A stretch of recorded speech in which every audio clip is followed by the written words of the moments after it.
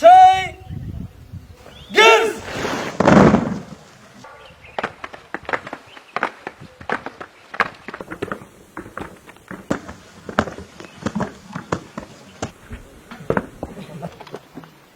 موزون قدم وړاندې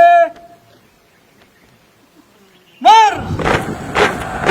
لبيك يا الله لبيك يا الله لبيك يا الله لبيك يا الله خدای غواړو چې ستا تر گروه استشهادیان واسکتدار.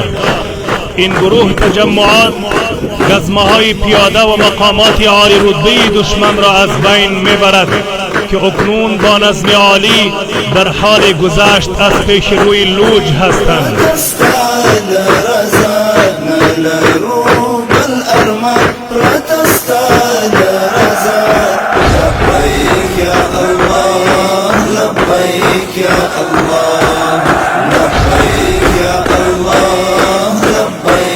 د توپچي او درنو موټربمونو استفادې کړی.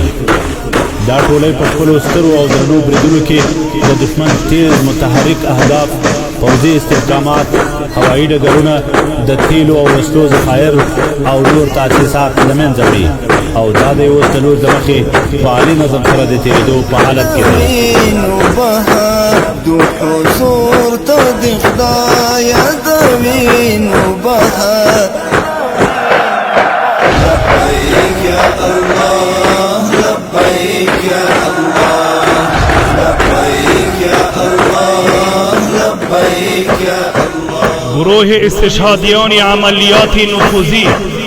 این گروه با انجام دادن عملیات نفوذی مخفیانه در مراکز دشمن مقامات و افراد مهم دشمن را از بین میبرد و در حال حاضر با نظم عالی از پیش روی